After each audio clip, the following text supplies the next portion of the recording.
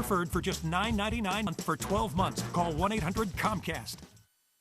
Our segment tonight, Governor Palin's book, Going Rogue, will debut at #1 on most bestseller lists, and there's no question it'll be an enormous success. Joining us now from Los Angeles to evaluate our conversations thus far with the governor, radio talk show star Leslie Marshall. All right, now, you are a liberal woman, and she's a conservative woman, so you give her a grade so far. You know, we're asking people to do that in BillO'Reilly.com. A to F, how grade the interview so far?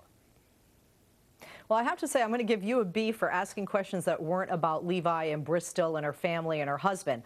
But I would have to say for her, I don't want to be mean, but Bill, I wouldn't give her high points because I felt in true politician form, she dodged almost every question that you asked her when she was answering you. She wasn't being specific with her answers, and she wasn't giving alternatives give me an example, to what because our I didn't current get the president is doing. I didn't get the feeling she was dodging. I thought she engaged the questions. You may not like the answer, but give me one question you think she dodged.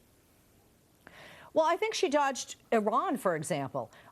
First of all, it frightened me that she didn't seem to know that France and Great Britain were on board with sanctions against Iran. I'm glad that she knew Russia was the problem. And I have to say, Bill, I agree with you on Putin and Afghanistan. I didn't hear an alternative. I didn't hear a plan from someone that perhaps might be running for and looking to me and others in America to be elected leader of the free world, to lead this nation. So you thought she was too general?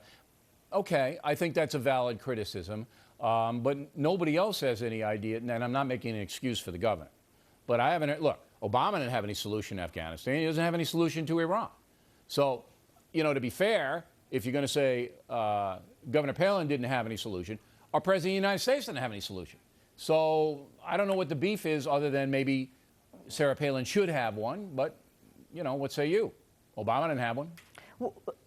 Well, I think, for me at least, and I think a lot of Americans agree with me, certainly many will disagree with me too, we have to have something more concrete. This may say outlandish, but there are people that say pay off the Taliban in Afghanistan. We should have absolutely the most specific policy possible to win in Afghanistan and to prevent a nuclear Iran, but we don't.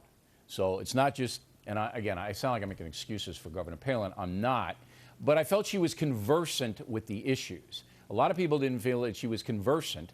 I felt that she was conversant with them, that she knew what the problems were. Now, you're right. She didn't say, look, because I handed her the blockade, the naval blockade, which is eventually what you're going to have to do there. You're either going to have to bomb the hell out of them or put a naval blockade in, one or the other. All right, one more specific criticism of the interview. Leslie, go. Well, when you asked her, and I'm glad you did, point blank, do you feel that, you know, you're capable of being president of the United States? She said yes, and her answer to the why of that was, one, she has common sense. Right. Two, she reflects the values many Americans have. And three, she thinks Americans are tired of elitism.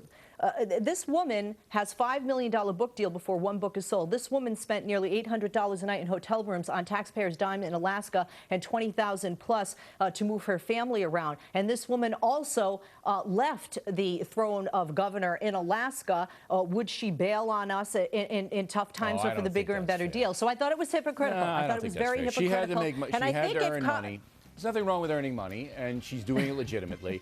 But she had an enormous amount of debt, $500,000, piled up by people. But look, Leslie, we have you on the program because we want to hear what you had to say, and we appreciate it.